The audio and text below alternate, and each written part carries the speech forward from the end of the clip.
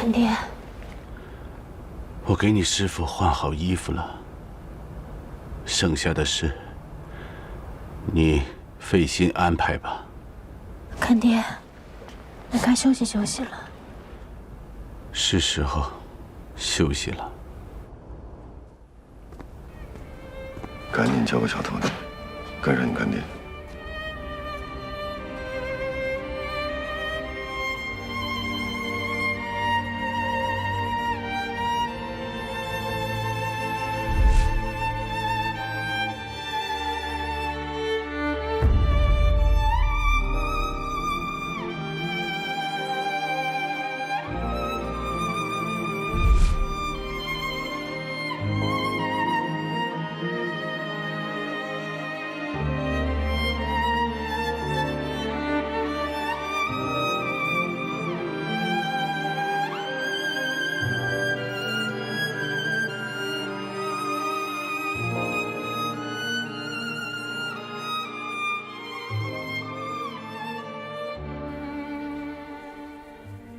好，我等着。我干爹呢？师傅让我回来守这个包。他怎么说的？他人呢？就说让我回来守这个包。他往哪个方向去了？往宪兵队方向。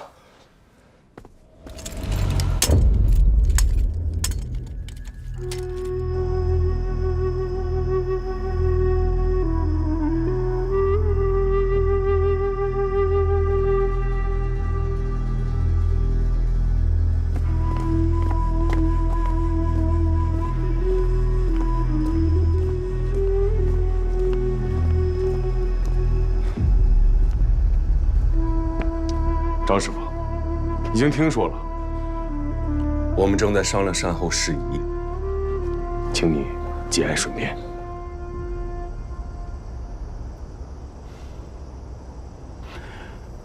我夫人让我带一句话给你，她说：“来了！”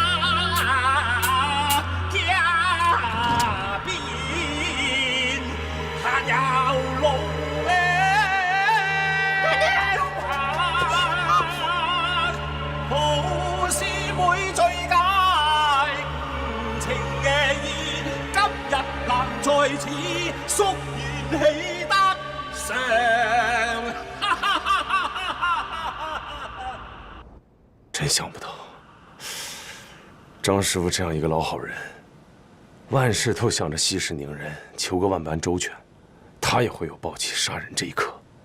那也是螳螂挡车，匹夫撼树。这事儿啊，不必太在意。不，我非常在意。他在挑战日本宪兵队的权威，必须严惩。人都死了，你怎么严惩啊？中国人都讲究入土为安，我偏不让他入土，让他永世不得安生。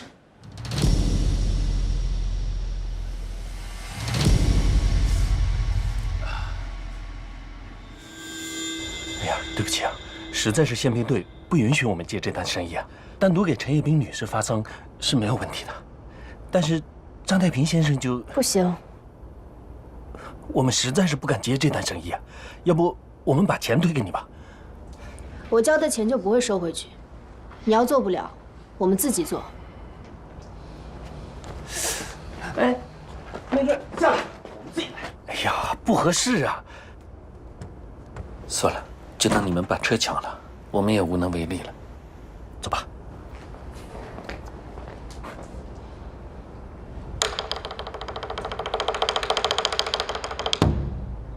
干爹，师傅，不孝子陈立夏，送你们上路了。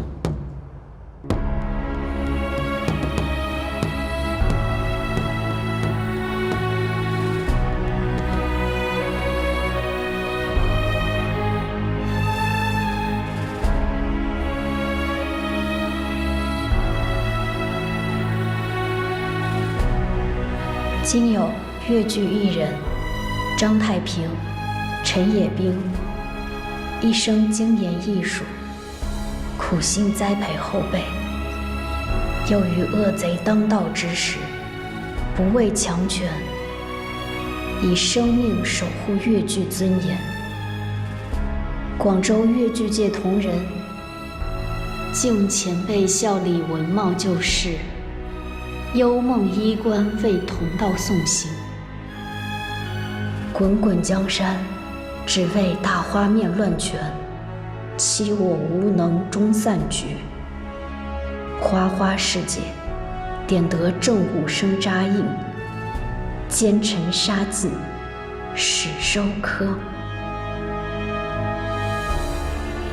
西漢奸，病漢奸，救漢奸，查漢奸。千刀你該斬，要把漢奸過拆割肉牛油，策劃燒炭，不斬你難閉眼，不斬你難閉眼，你殘殺民眾，叛國賣國，為虎作倀。这么多人看着我这头皮有点发麻呀。他们唱的什么呀？红城仇，专门骂汉奸的，宪兵队早就明令禁止了。那你还不下令开枪？可以啊，你开吧。不开枪怎么办？把从这儿到走马岗八合墓园的所有上下都撤了，让他们赶紧下葬了事儿。再聚集下去，一旦有人闹事儿，就是大麻烦。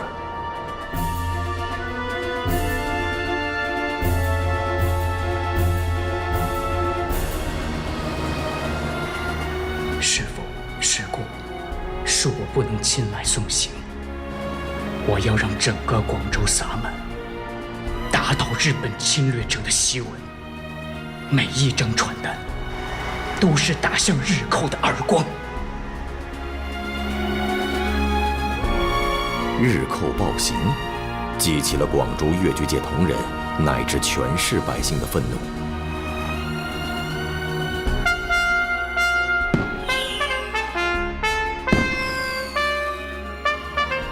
以金惠荣吹起的小号作为信号，广东地下党发动了一次大规模抗日宣传攻势，向全市百姓散发揭露日军暴行的传单，打击了日本侵略者的嚣张气焰。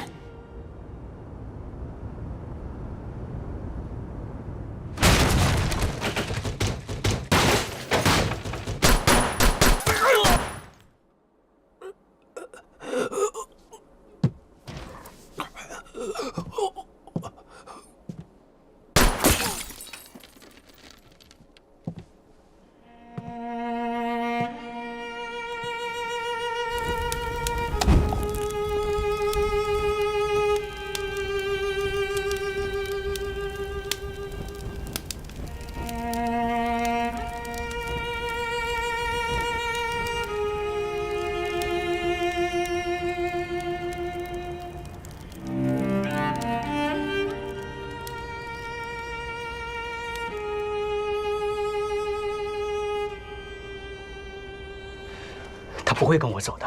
为什么？我师父把戏班子摆头给他了，他死都不会丢下不管的。什么时候的事啊？我师父的那个皮包里面是他的一切心血。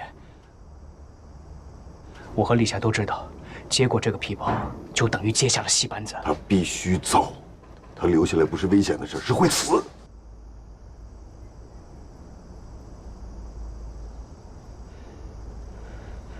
那死掉的那4个日本人，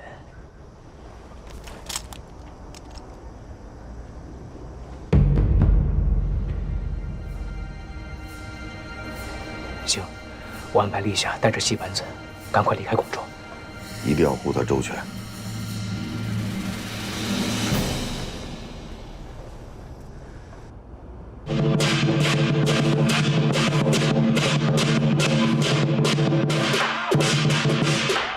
恭喜夏老板，旗下2位名厨获得厨神的荣誉，还得到了张氏爵士的新的寿奖，可喜可贺呀！哪里呀？中国人只有大鱼不成，来香港当然觉得什么都好吃了。哎，夏老板不要谦虚了，受奖的是英国爵士，评奖的可是我们这般吃尽美食的嘴刁之人呐。他们得奖实至名归呀！以后你这广州大酒家怕是要扩建了啊！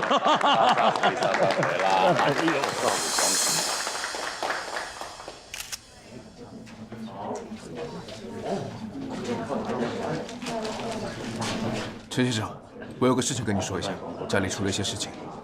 你准备什么时候走？越快越好。等一下，港币和西药是广州最受欢迎的东西，偷渡客们都拿它当硬通货。你把这都带上，这样路上的盘缠就解决了。这个不行。怎么不行啊？你救了我的味觉，救了我的手艺，更救了广州大酒家。我跟你谈过报酬吗？拿着。哎呀，你就拿着吧。这个奖牌我就留下了，一来可以招揽生意，二来给你留个位置。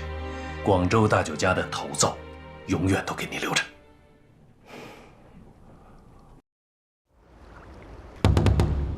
红船36，广府四海行。我一辈子经营红船呐，攒了钱做新的，戏班呢租走了，再攒了钱建新的，新的戏班再租走了。唉，以前真是大戏最好的时光啊！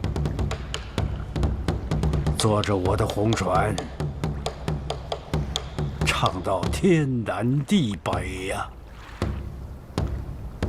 我师哥就是在红船上长大的，是太平年班的小金吧？那小子是个人物，他的师傅也是个人物，一辈子都不敢惹是生非的角色。谁曾想，干了这么一个壮举。不错，这次给我师傅和干爹下葬，全靠同行帮衬。唇亡齿寒，同仇敌忾。我老梁也不甘落后，这条红船送给你了。梁叔，日本人抢走了我所有的红船，这条船我推说要修理，暂时没有交给他们。其实没毛病，你们今晚就可以启程。记住，出去了就别回来。这条船我不要了。可是日本人会不会伤害您啊？我就跟他们说，被人偷走了。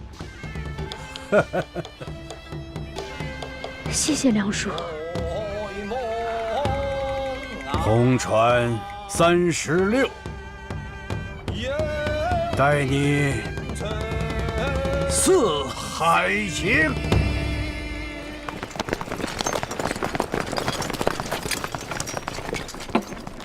人呢？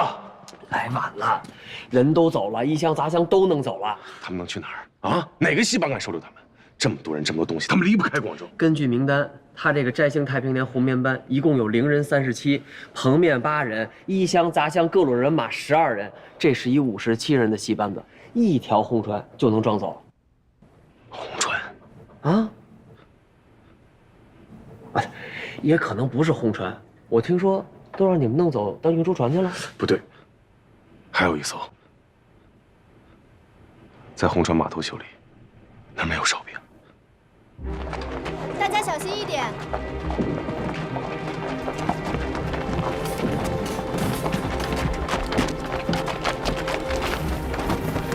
不管到了哪儿，一定要给我来封信。路上一定要注意安全，小心日本人、土匪，还有那些土财主。听说为了保家护院，他们都配了枪支。反正凡事都要小心。放心吧，哥，我也不是小孩子了。知道你长大了，去吧，赶紧走。那个，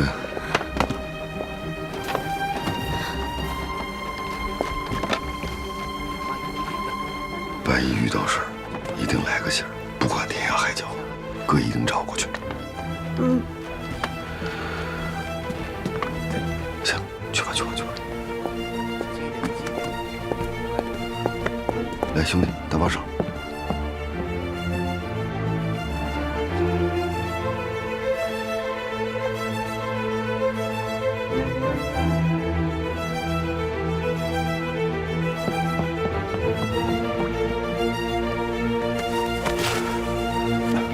把手电关了，来。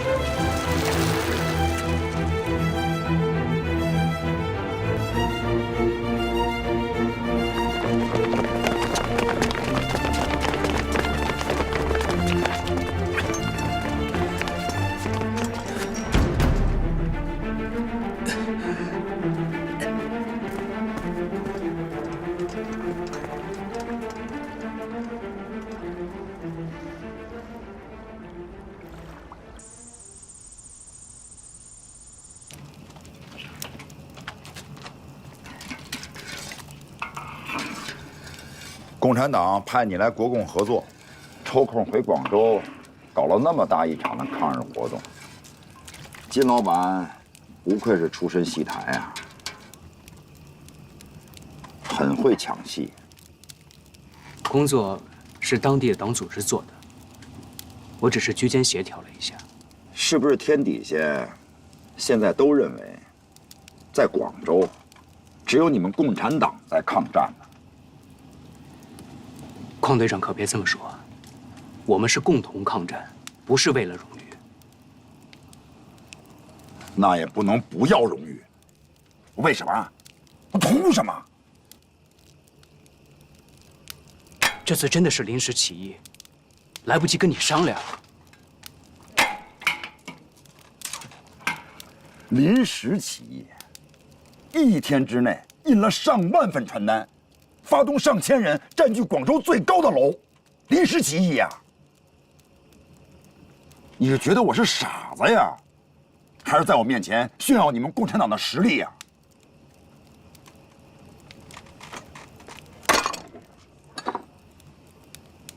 下不为例，否则别怪我翻脸。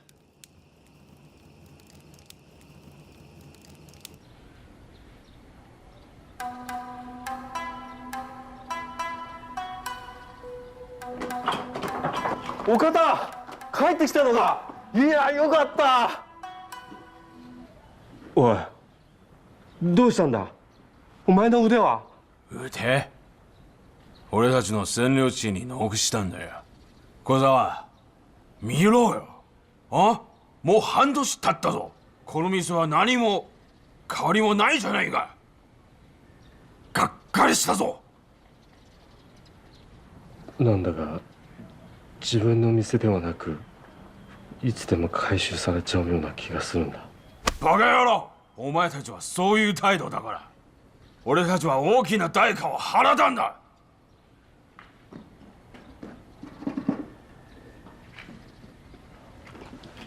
まあ教えてくれよ。前線はうまくいってないのか。俺たちはここに来たらここの囚人だ。お前、囚人のいい教養を出せよ。これらを全部取り外せ。本場の日本料理を見せろよ。許可だが、兵士たちは戦場から戻ったら故郷の景色が見たい、故郷の料理が食べたい。俺たちにがっかりさせないでくれよ。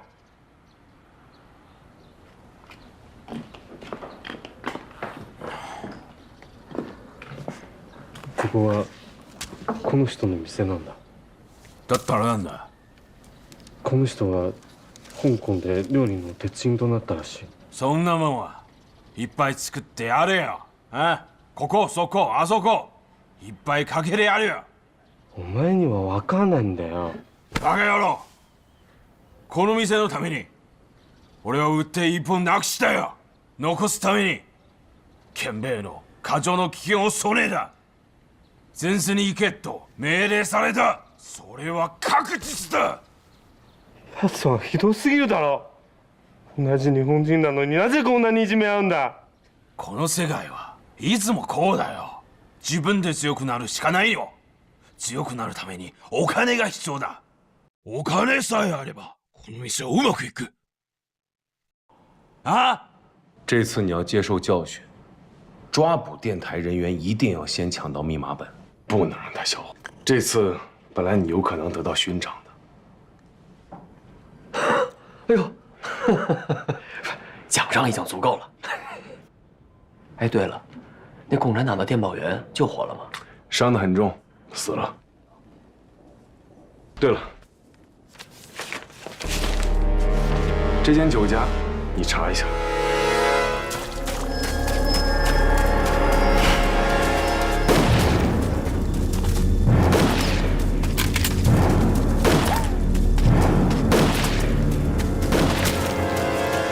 这个时候安排你回广州，一是你大哥当了汉奸，在帮日本人做事，你要劝说他弃暗投明；二是因为广州地下党的电台被敌人破坏了，你的任务是把这台发报机送到广州，接头地点在城外的木棉酒家。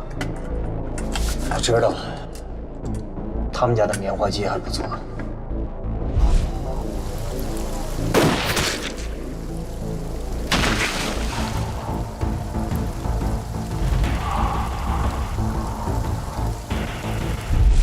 你想一个接头暗号，我提前派人送去。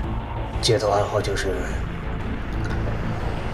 百花酿鸭掌的做法吧，我写给你。你舍得啊？这可是你的看家菜啊！我现在倒是觉得，能让更多人吃到的菜，才是最好的菜。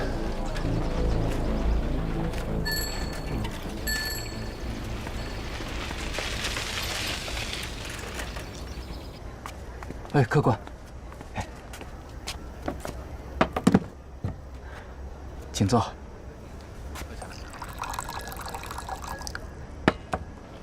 帮我来一个虾饺肠粉，再泡壶普洱。好。对了，还有你们这儿那棉花鸡啊。棉花鸡呀，棉花鸡不做了。哦，不做了。哎，媳妇死了，没人会做了。你们这儿能做那个脆皮乳猪吗？当然能做了。客人，你要点吗？我改天想请朋友过来吃，就问一下。好的，好的，谢谢啊。哎，我给你上菜去，帮我快点。哎，你稍等，稍等。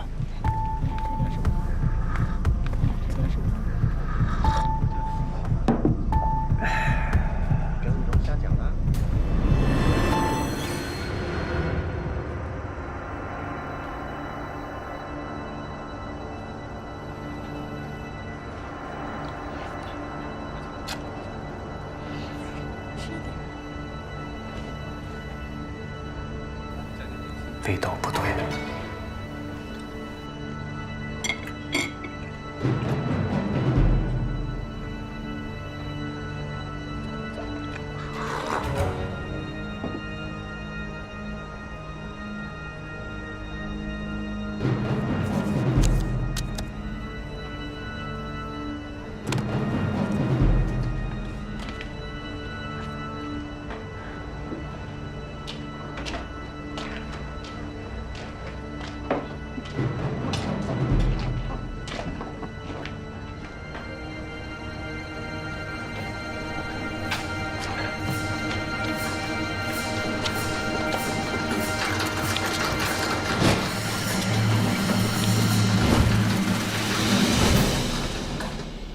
张太平是我干爹，他把太平年班交给我了，现在叫摘星太平年红棉班。3个戏班合班，实力更强。我们的武生打的是真军，少林寺传下来的。棚面还加入了西洋萨克斯，声音可是亮得很。村里最近没什么婚丧嫁娶，也不当街当令的。是啊，我们1年到头要看的戏，都在八合会馆安排好了呀。八合会馆被炸了也有2、3年了，现在演戏全靠老朋友们捧场。我们的红船就停在村外，各位如果想看呢，我们就演上一场，演到天亮就走。好久没见红船来了。是啊，不敢隐瞒各位，我们是逃难过来的，所以红船也是仅有的一条。不好了，不好了！班主，红船被人抢走了。那手上来了，你看船被抢走了。怎么办啊，班主？班主，船。这怎么回事？可在这里全是兵，抢了船就走了。国军还是日本人？国军啊，说是等抗战胜利了，凭这个去领钱呢。就这样？对呀。这是真的，我们村也收到过，只要是支援了抗战队伍，都有这样的凭据。光有这个有什么用？我们这么多人怎么办啊？就是啊，怎么办呢？是啊，怎么办啊？瞧你这生意是怎么做？怎么了？想杀你的人我给你找着了。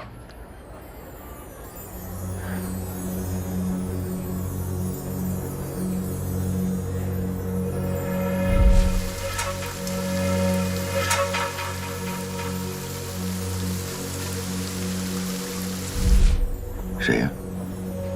三国有喜。你开什么玩笑啊？想讹钱没这么讹的呀？虽然你是他儿子的救命恩人，但你抢了日本人开药铺的指标。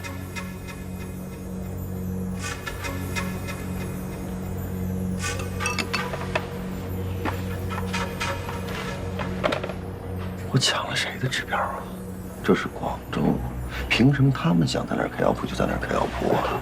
他们要开药铺的地方，中国人不能开；他们想开药铺的地方，中国人也都。行，别在这儿愤怒了啊！知道他为什么想杀你吗？因为你不光抢着人家指标，你还拿这指标卖了钱。那我不卖，我留着玩啊！生意这么差，我不搞点钱，我怎么养人？你养什么人？你不算。南路药房几十口子人呐，徐连仲老爷子那是岭南最好的药工，我不得养着呀？咱们的生意往后都得指望他们。可三国游戏本来想把这指标卖给日本人啊，就因为这个杀我啊？我这命太不值钱了吧？别说你的命了，在日本人眼里，连我的命都不值钱。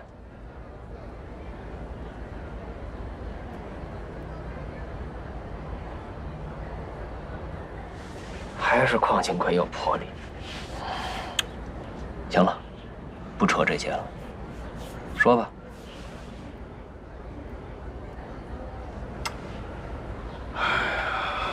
我给你拿2箱药得了，你整天往那花柳巷跑，跟你不顾身的。いらっしゃいませ。聊聊吧，为什么花400元军票，找几个亡命徒刺杀陈山河？他挡我道了。不是之前不是都是你说的吗？他有能力、有手段、有野心。他是咱们事业上最大的敌人，你说完就忘了？我千里迢迢从奉天跑到岭南来，我干啥来了？我就是看中了这儿的市场，这儿的未来啊！我要建立三国佑喜家100年基业，它阻碍了我的发展。你不懂你就别搁这儿捣乱，行不行？好，我不捣乱。那他找你报仇，我也不管，我不捣乱。那不行，保护日本人是你们的职责。还有啊。你不要心存幻想啊！他不可能听你的话。你别看他现在加入了咱们的行会，那不代表他就屈服了。他现在是汉奸，只能投靠我。那都是假象啊！他蒙不了我。就咱们那个店铺指标，他卖了钱以后，回头换成名贵药材又还给中国人，这你都知道吗？一切起因是什么？啊，还不是因为他给你儿子找了一枚药。对，这事儿我特别感激的，但是我不后悔。恩与仇呢，本来就是钢镚的正反面，你抛出去以后，哪边冲上，我就尊重哪一面。那谁来抛？当然是我了。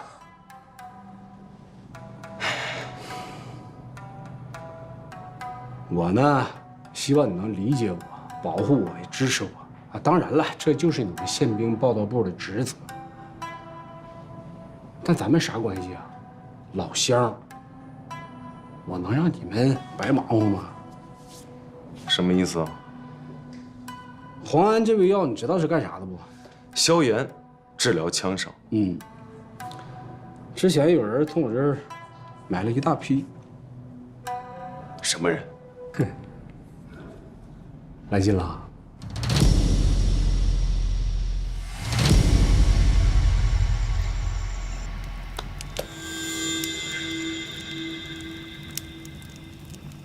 刚才我进来的时候，看到有些兄弟等在外面。我进了批西药，今天会送回来。新补给我不是刚刚弄回来吗？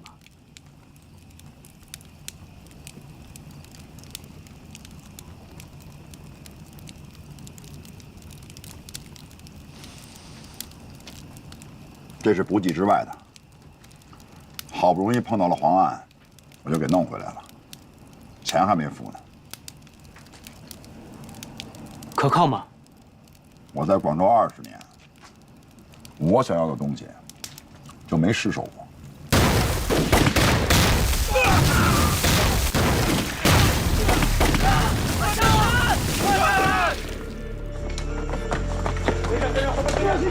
跟上！后面跟上！快！你跟上！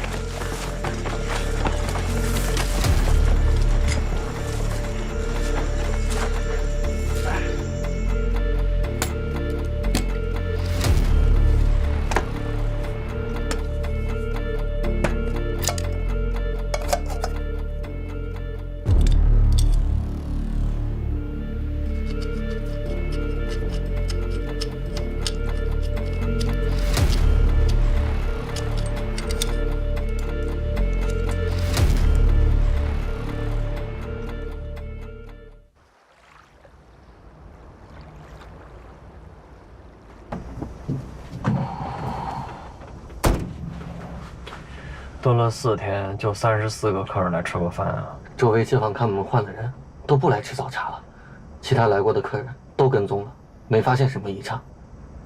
除了一个什么？一个客人跟丢了。跟丢了还叫没异常呢？他长什么样？吃过什么？点了什么？说过什么？记录。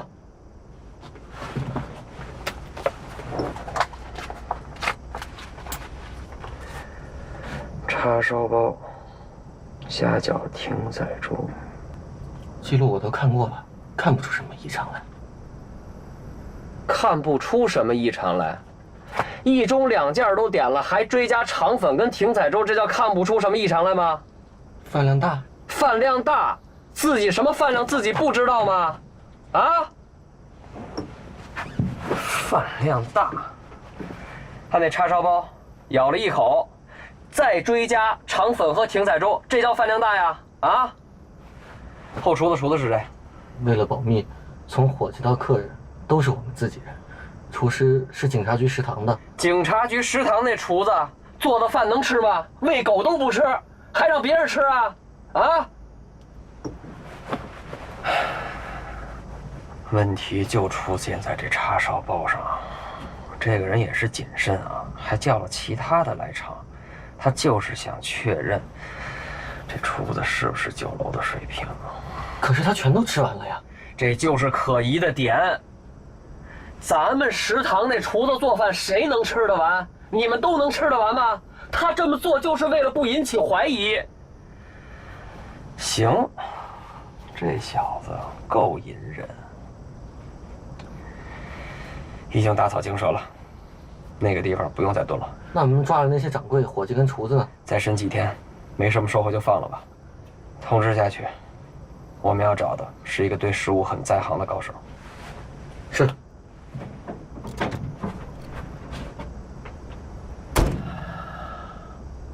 OK。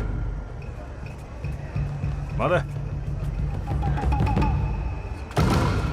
行け。両面書。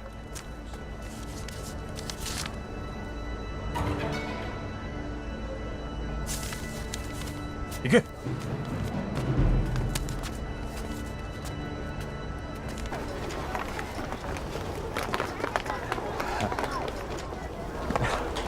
还挺像。我们接头的地点被廖四六破坏了，我们跟香港派来送电台的人失去了联系，跟上级也失去了联系。那咱们要不要派人去香港？去了也不知道找谁啊。现在我们除了半副接头暗号，没有一点线索。日军正在频繁地扫荡游击队，要是没有上级的指示，也不知道帮他们做点什么。先去筹集药品、粮食，等找到电台，接受上级的指示。东贵，你负责搞药。好。好嘞，慢走啊！哎，好，谢谢老板。好，欢迎下次再来哈。阿敏，你负责寻找送电台的联络员。好嘞，老板回见啊！回见，回见，回见。叶聪聪，你负责找粮食。好，行，那谢谢老板，下回还来啊。有什么需要再来啊？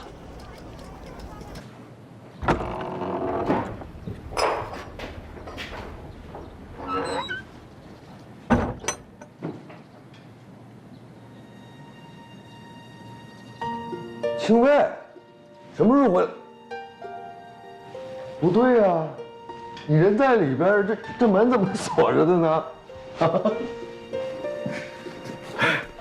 哎呀，我想你跟小梅了，回来看看你们。现在混得可以呀，你。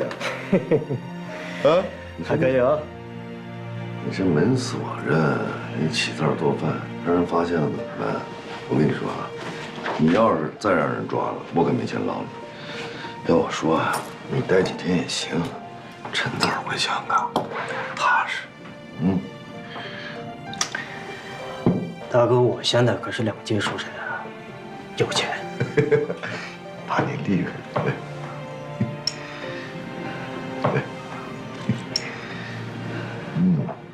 还记得这是什么菜吗？五月菇。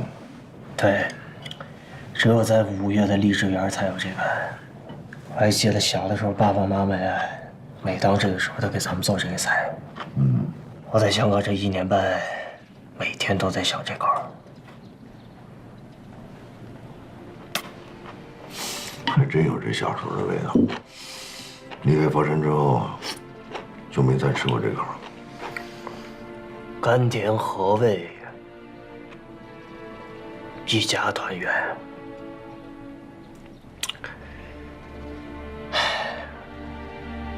真的很想爸爸妈妈。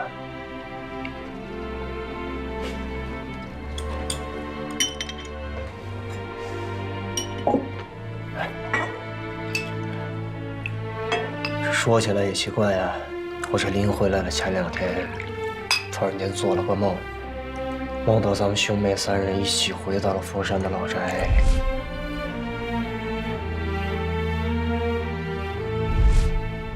要不这样，大哥，咱们看看最近2天回老宅去看看。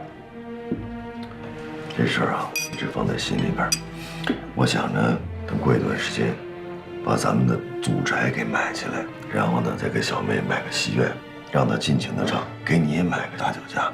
你想做什么菜就做什么菜。我大哥现在是真有钱啊！啊！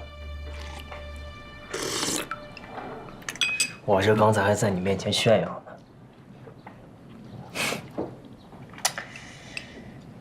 大哥，你说爸爸妈妈他们在天上，真的希望看到你赚多少钱吗？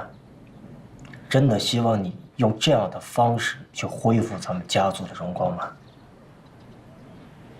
他们想要的是我们来完成他们的理想。什么理想啊？为了全中国人民的自由，去战斗，你现在说话的口气越来越像金惠荣了。不管你们为什么，那不得有钱呐，那不得吃饱饭呐。行了，你也别跟我话里有话了。在回信里边你说的很清楚，我这么告诉你，我不是汉奸，但是身逢乱世，很多事情是身不由己，别人怎么看，我不在乎。但是你跟小妹不一样。这么说吧，如果有一天我真做了汉奸，亲手杀